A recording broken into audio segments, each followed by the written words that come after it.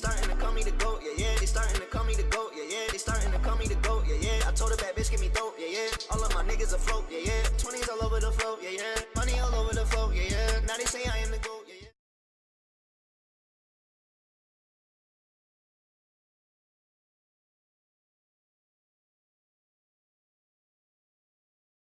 Of the haircut. Okay, so the outer pyramid of the haircut will determine exactly how long your, we call it the length of the hair, or how long your bottom piece is going to be. Now sometimes the front and the back matches together if all of it is 0 degree, right? But sometimes it can be different. That means it could be rounded, right? Sometimes it could be kind of like pointed. Sometimes it be shorter in the front, longer in the back, right? So in Kyle's case, his front is shorter than the back because he already comes layered. That's the effect that kind of like, he has. But, so what we're going to do is, we're just going to literally trim on a 0 degree his outer perimeter of his haircut. So just trim what's there existing. Okay, we're not changing anything. So we're going to trim his 0 degree and we're going to trim his 180 degree. You got me? Mm-hmm. Yes? Oh, so you're using both methods there? Yes. Okay, we're gonna do the same exact thing with the beard. Okay, the beard is going to get a 0 degree and is going to get a 180 degree. Even though technically, you wouldn't do that to a long beard. It's really not a good, kind of shape. Now, when it comes to the beard, guys, you have an option to either make it straight or you have an option to make it curvy, okay? It's kind of completely up to you.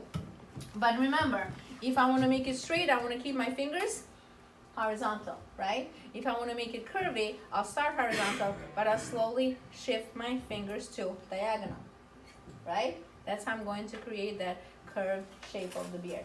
But we'll do the beard after. So for now, we'll stick with this one. So you're going to always start in the center.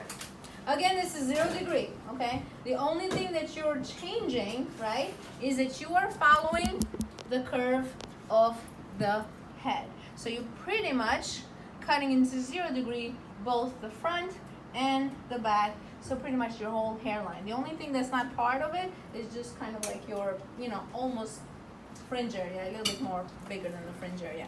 So you are going to start in the back, okay?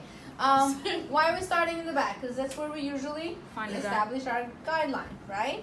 So here's a trick, okay? So far you've been, kind of like cutting hair, doing 0 degree horizontal, right? You've been doing 0 degree diagonal, right? But you kind of never did a full front to back 0 degree, right? So the rule is that your fingers is going to follow the curve of the head. So if I'm starting here straight, my fingers will be here straight. But you notice that your line starts to curve in right here. So when you're here, your fingers will be here. When you're here, your fingers will be here.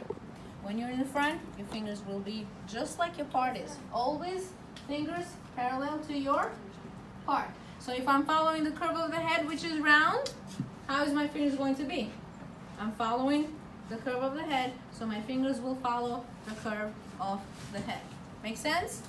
There is no lifting of the hair away from the head. We're not elevating anything.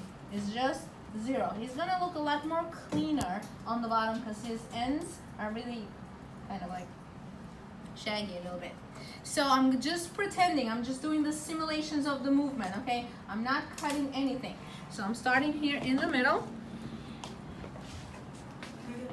Okay, I would say do this amount today because this is a really kind of fuzzy end. I would say between ½ an inch to an inch.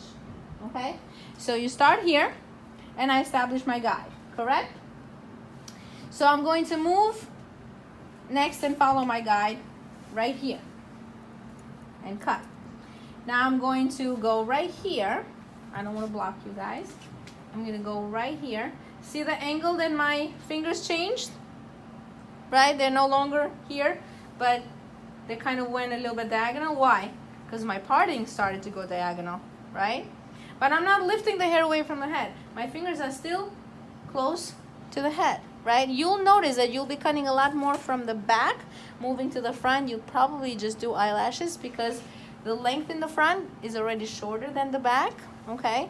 Because he already has a 90 degree, and that's what kind of like that creates. So you're going to continue to part just like this, following the part that you have, see? So if you have literally this fuzzy ends to do, that's what you're doing. And you're moving on to the last piece. Hopefully you separated the beard. And this would be my last section that I'm doing. And please, on the front, be a little bit more gentle because you're literally going to cut a lot less in the front than in the back. You notice that as you move through, and you'll probably eventually wind up asking me, how come I don't see that much to cut in the front than in the back? And now you know, because the front is already shorter than the back. So you finish with this side, and you move on to the other side, following your guide that you have in the center, right? Always remember, your fingers is going to follow the curve of the head. Always remember where your part is. If my part is diagonal, I'm moving my fingers diagonal. Do not shift the hair away from the head. Keep your fingers close to the scalp. The only thing that you're changing is just the position of your fingers. Right here, my last piece, just trimming those fuzzy ends. Okay? So once you do this first outer perimeter, right? What do you think is gonna happen next? You gotta part it again around. You're gonna part it again around, right? And whatever is the guide that you establish on the bottom, that's what you're going to follow. But look at what's gonna happen with Kyle, okay? Because he already comes layered, you are not going to see much coming down to your guide, at least not after the second piece, or maybe, you know, even the first piece, because this top is already short. So once you go around and you don't see anything passing your guide, that's perfectly fine. You just trimmed the outer perimeter of the haircut, or you technically just trimmed your occipital area, right? Or your exterior area. So we take that off. Well, we kind of like put it back into 4, and your next cut would be your 180. 180. Once you cleaned up the bottom, just like I showed you now, then you're going to start with trimming the top of his hair. Even though technically we know that 180 degrees done on long hair, so even though it's not considered a 180 on a person that, you know, got hair so short, but we're still pretending, you know, there's long hair there. So I'm going to start trimming just the top. Okay, you're going to start with at least 1/2 inch to 1 inch on top, and you're going to take sections and bring it up. Continue to take sections and bring it up. Continue to take sections and bring it up. How far down you'll think you'll go until you don't see any more to cut? You can't cut. No more than the occipital area. Once you reach, and then you check vertically, just like we did Friday. Once these pieces drop, that means they're not supposed to be reaching your guide. So in other words, from top of his head, this will be the amount that you mostly are going to cut. Make sense? So whatever doesn't reach, you kind of like leave it alone, because we're gonna do 45 on him, we're gonna do 90 on him, we're gonna do clipper on him. He'll get everything, okay? So you do the 180 everywhere in here. If you don't remember how to do it, because you know we did it on Friday, so Okay, so we're only doing we're doing a the 0 degree on the perimeter. on the perimeter, and then 180 The 180 on the rest on the of the full on the section. top, and then the same exact thing. Poor Kyle. And the same exact thing on the beard. Okay? But I'll show you when we get to the beard, because we got time for that.